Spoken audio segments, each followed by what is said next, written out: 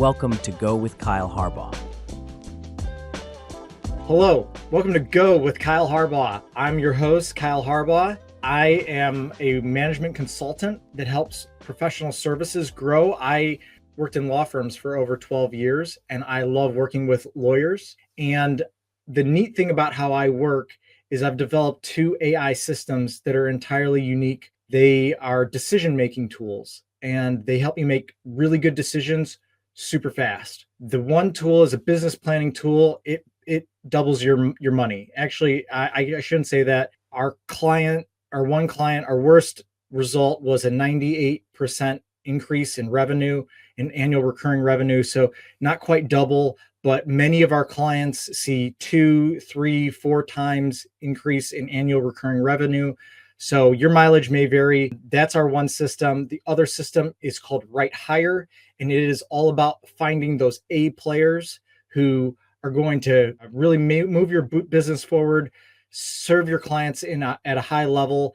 And it's not just a decision-making tool to tell you who to hire, but how to manage them well on the back end, who's going to be a really good culture fit, who's going to have the right personality, and whose personal goals are aligned with the business so that you can retain them long-term, because they want what you want and you want what they want, and you guys are moving in the same direction. So that's a little bit about me. Today, I am joined by Brooke Birkey. Brooke, what do we have in store today? Really looking forward to it, Kyle. Thanks for having me. So I'm going to talk a little bit about mystery shopping today. We call it secret shopping.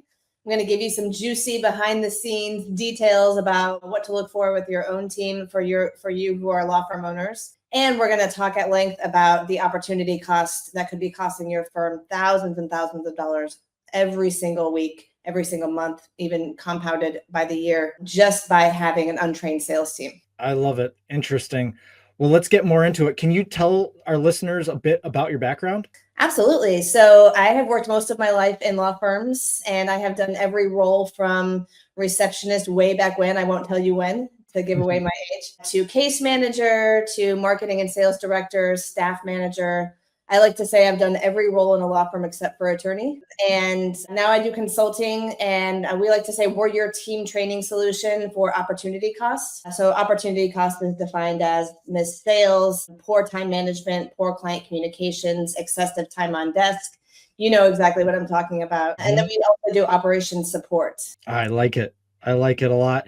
How'd you get into mystery shopping or secret shopping? So secret shopping was something I learned how to do at another business that I was working for. And it was just really fantastic way to show people what is going on under the hood at their law firm on the sales side. So, reception and intake tends to be the lower paid, seen as the lower echelon responsibility when it really shouldn't be. We should be recruiting high quality, higher paid people to be in charge of our revenue, right? And so what I found in law firms, particularly, especially those who have had trouble bridging the digital revolution, we can talk more about that later, is that, you want people not just to do the reception and pass the call along, but someone who is trained in customer service, in sales, who can actually sign up a case when it comes to things like personal injury. And so that's a mindset shift that I think attorneys have been slower to make. We have fewer people now, more and more, but we have fewer people who are really diving into that. And so the secret shop shows everything. It shows from the very first interaction all the way through the handoff to the next step. And with untrained team members, it's often, most of the time, I would say 98% of the time, it's not good. Interesting. Yeah. And I feel like a lot of law firm owners, they feel pretty good about their team. They think they know what's going on. What are some big surprises that you've come across doing these secret shops? Well, a lot of law firm owners have no idea that their law firm experience was that bad. And it's because they don't take the time. They're not listening to calls. They're not doing secret shopping on their own. And so, who can blame you? You're busy, you're the lead of an organization. You don't have time to necessarily do quality control in every aspect of your firm, which incidentally is what we do. So we can talk about that later as well. But it can be very surprising that picking up the phone and saying law office rather than, thank you for calling, or, a dull, flat tonality. Thank you for calling. Thank you for giving us a call, right? So it's just very I'm not interested, right? Or very distracted, people who are doing a couple of things at once. And so it's very distracted. No empathy cues. This is something I see all the time is someone, personal injury law firm, they call and say, I was in an accident yesterday, and the intake specialist says, okay, where were you? Yeah. Like, give me a little humanity, give me a little bit of empathy. I need to connect because we all know that in order to earn somebody's trust, you have to connect with them, right? Yeah, no, that is really well said. And yeah, first impressions matter. I've talked about that before. And if your receptionist is picking up the phone and saying the name of the firm wrong or not saying it all, or maybe they're saying it in a very like a tone that says, I hate being here, I hate my life, I hate my job, I hate my boss. That's not very good. That's an immediate turnoff. Right. And especially in personal injury, but in other areas as well, criminal, it's so competitive. And people are looking for that experience. The market has turned over the last 10 years and said, I want you to make me feel good about working with you. And that's a shift that happened. It used to be that attorneys could just say, I'm attracting you because of my reputation or because of, the groups that I'm a part of or whatever. And it's turned on its head in the last 10, 15 years. Yeah, you're definitely right. I was recently reading a Clio report that said that more consumers, over 50% of legal clients, are looking for more attorney contact, more information. They're looking for a higher quality relationship. And yet I don't think attorneys have caught up to that or adjusted what they're doing in a lot of respects. But you know what I would guess, Kyle, is that they may say that they're looking for more attorney contact, but I would read through some subtext there and say, I'm looking for somebody who's managing my case to show more authority. So that goes to the case managers and how they're managing their time, how they're doing their client communications. And this applies to intake and client comms. Is a lot of times people just let the client control the conversation, and that doesn't inspire much confidence. So I would guess that there's some sort of a data in there that says, I'm looking for more attorney contact, maybe, but I'm also looking for more authoritative relationship with my case manager. That's a great point, and I think that you might be running in. You could be very well right in many situations that they're looking for information and it's like pulling teeth. They're like having to ask and nobody is contacting them and volunteering, hey, this happened or this is coming and you need to get ready. And here's what the next step is going to look like. And so taking that proactive approach rather than a reactive approach can be a big difference. And it doesn't come naturally to a lot of case managers. We tend to hire more left-brained, process-oriented case managers, which is good. We want that. We want them to move the case along. But it can be taught, and that's part of what we do in our client communications training is we teach them to show authority, empathy, to control the conversation so they're not on the phone for 45 minutes with one client, and how to deal with different caller types. So, we have the angry client, the therapy client, the one that wants you to be their therapist. We've all seen that, right? Oh yeah. The rambler. So there are very specific techniques to deal with these, and it can be taught. I like that a lot. Identifying different personality types, what they need, how to manage them well, where you're getting off the phone with them in a timely manner, but you're also making them feel heard, making them feel cared about. So that relationship is nice and solid. Absolutely. And it all starts with emotional intelligence, and that's understanding yourself and understanding others. And we teach long form emotional intelligence in all of our training programs because that's really the foundation. I like it. So I wanted to ask you, do you ever report your findings back? Hey, this is how my experience went. This is how the secret shop went, and people get defensive? Once in a blue moon, but usually the people who are reaching out to me and they, there might be a problem. And then if there is a big problem, it's more like, whoa, how did I not know this whole time that this was going on? Okay. That makes sense. Once in a blue moon, we do get someone who's making excuses for their team members, and, it is what it is. Yeah. And so what is a 3 common or big things that you often see in your mystery shops? Yeah, so it kind of goes in chunks. So the first chunk is that initial client engagement. So that's lack of, getting to know their name. Sometimes we see people who don't even get the client's name until the end of the phone call when it's time to do the next step. And it's like, well, now you look silly. Oh, by the way, what's your name? Not identifying the caller type and using the right approach. And then in the qualification chunk, we have letting the caller just run all over the place with the conversation and just trying to pick out the case criteria that you need, which number one will elongate the call substantially. And number two, that shows the caller that they're in control of the conversation. And then they're going to expect that control to remain in the case administration and all the way through the attorney representation.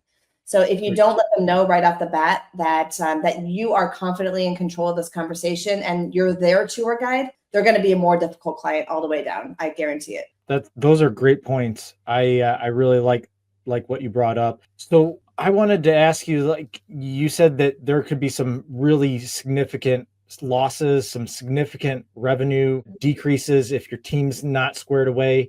Tell me more about that. Yeah, so it starts with understanding what's going on the marketing side. And most sales teams have no clue what's going on in the marketing team. And that can be a big issue because they don't really know what to expect as far as psychographics, what their marketing team is reaching out to, what are the calls to action. They have no idea. And so that translates all the way down to when it comes time to make the sale, whether you're selling a consultation or you're actually trying to sign up a client, is if you don't get their chief concern, then you don't have that platform to say, this is what we can do for you. So most people, I have never done a secret shop where somebody said, do you mind telling me what you're most worried about today? But in training, it's something I harp on every single week is find out what they're most worried about, because that will give you, on a platter, how to make the sale. Usually I see that the value proposition is completely skipped. There's no value whatsoever. Nobody's saying, we would love to work with you. Here's what it looks like when you come on board with us. Here's what we offer that's different than other law firms. They just go straight into the process. Like,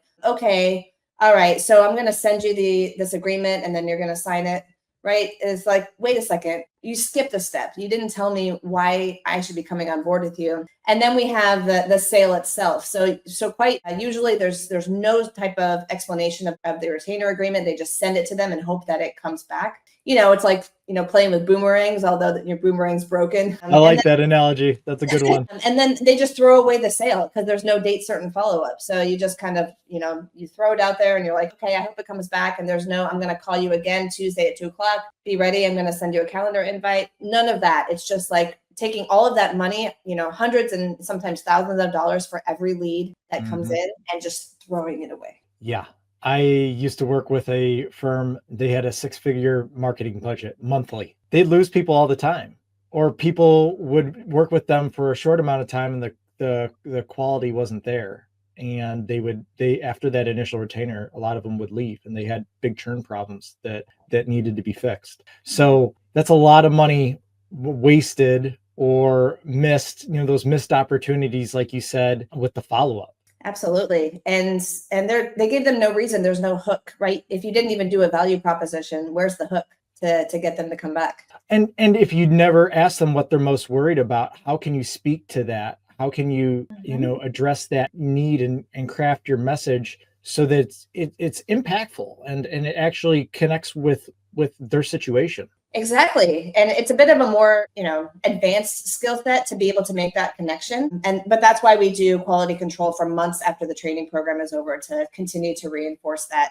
and make sure that they're reminded, because that skill set, that advanced level, will happen maybe 2 or 3 months after they're done training. And that's okay, as long as they're in quality control and continue to practice. Interesting. So I know a lot of attorneys are in the room actually signing up the clients. Do you work with the attorneys or do you prefer a non-attorney sales model? It just depends on the business model. Attorneys are generally going to be better at sales when they're good at sales. So I know that sounds a little bit funny, but because attorneys, if they do have that sales personality, they have the ability to give legal advice and they have that authority, they're generally going to be better at signing cases up. But the attorneys that are really good at intake are few and far between. And the return on investment can be pretty closely matched with staff members if they're trained correctly. Yeah, I've seen a lot of attorneys do a lot of things that they probably shouldn't do that didn't require a law license. Very few times have I seen them do intake. And so it's definitely something you need, a good squared away person who understands what's at stake with that initial touch point Mhm. and really can draw people in, establish a relationship, get the relevant information. One thing I like to always tell my clients is get the contact information and the name immediately, first thing, because what if you get disconnected? Mhm. You know, so that's just a simple thing. It doesn't take a lot of thought, but it's a best practice to do those things so you can immediately get them into your CRM. And if they, for whatever reason, don't come through as a client immediately, you can follow up with them. Absolutely. Absolutely. And introduce yourself, right? This is who I am. This is what I do. So they can make that connection. You're not some nameless, faceless person on the other side. And that will help you to stand out right away. That's great. So Brooke, we're coming to the end of our episode. If you had one actionable step to give law firm owners to improve their business, what would it be? I would say pull the trigger on that mystery shop. We do that at Level Up Law Firm Business Coaching. You can find the link and the explanation more about what it's about at leveluplawfirmcoaching.com. It is the first step to really understanding what's going on with your intake, and then you can formulate a plan from there. I like it. And then what kind of follow-up should they be thinking about after they get that mystery shop? What type of things should they change or think about changing? Well, I would be looking for tonality, for engagement, for case qualification improvements, and then for sales strategies. So if you're an attorney and you have experience in those areas, then that's what you should focus on. But if you don't have experience, then you can wait for us to give you an action plan, which we'll do right after the mystery shop. Got it. And then if somebody wanted to reach out and find you, what's the best way to contact you? I would love it. Please do. It's Brooke, Brooke, at leveluplawfirmcoaching.com. It's a mouthful. Or our website is leveluplawfirmcoaching.com. Great. Well, listeners, thank you so much for being here. Brooke, thank you so much for your time. I really appreciate it. And one of my big takeaways, I really like that tonality piece. Having a bright, bubbly personality that comes through and people can hear is just a game changer. That's going to do so much better for you as a firm. And then being able to speak with them in a authoritative and clear manner, you know where the conversation is going. Mhm. That just sounds so much better than a lot of the things I've seen and heard. Absolutely. The person at the law firm should be in control of the conversation in a nice way, right? Yeah, Yeah. definitely a respectful way. Well, Yeah. thank you, listeners, for your time, and we'll catch you on the next one. All right. Thanks, Kyle. Thanks for watching. Be sure to hit that like and subscribe button and leave us a review in the comments.